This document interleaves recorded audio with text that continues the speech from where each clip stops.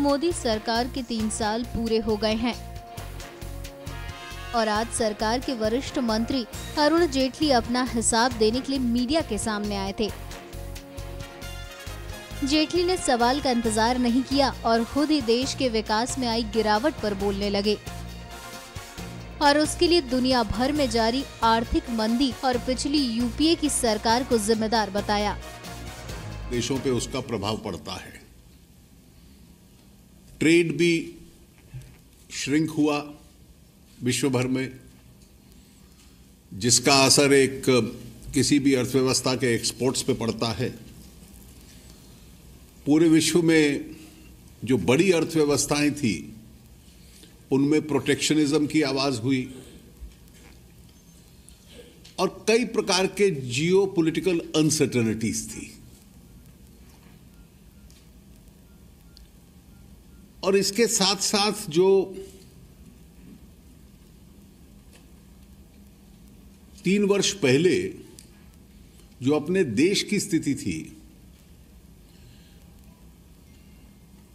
उसमें policy reforms, structural changes, इसमें एक स्लोडाउन आया हुआ था।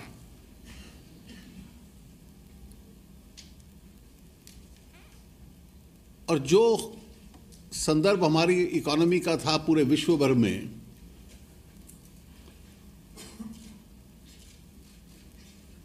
वो भी कमजोर था। India was no longer on the global radar. 2 वर्ष, पिछले 3 वर्षों में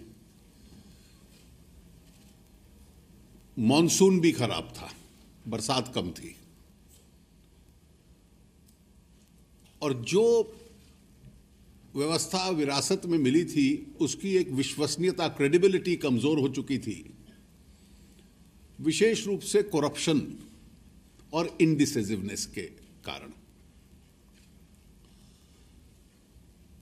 इस पूरे विश्व के संदर्भ में और देश की इकोनॉमी के संदर्भ में अगर पिछले 3 वर्ष हम लोग देखते हैं तो जो इसमें कुछ विशेष फीचर्स थे कि इन 3 वर्षों में एक बार फिर अपने देश की इकोनॉमी, अर्थव्यवस्था की विश्वसनीयता, क्रेडिबिलिटी दोबारा से रीस्टैब्लिश हुई है पूरी दुनिया में। We have restored the credibility of the economy. और इसमें 3 चीजों ने विशेष रूप से अपना प्रभाव छोड़ा है। पहला है डिसाइसिवनेस, निर्णय लेने की क्षमता और कठिन निर्णय लेने की भी क्षमता। दूसरा है कि वो व्यवस्थाएं जिसकी वजह से करप्शन होती थी, भ्रष्टाचार होता था, उन व्यवस्थाओं को बदलना।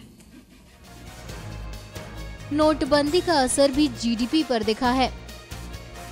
ऐसे में जेटली के इस बयान पर विपक्ष सवाल उठा सकता है।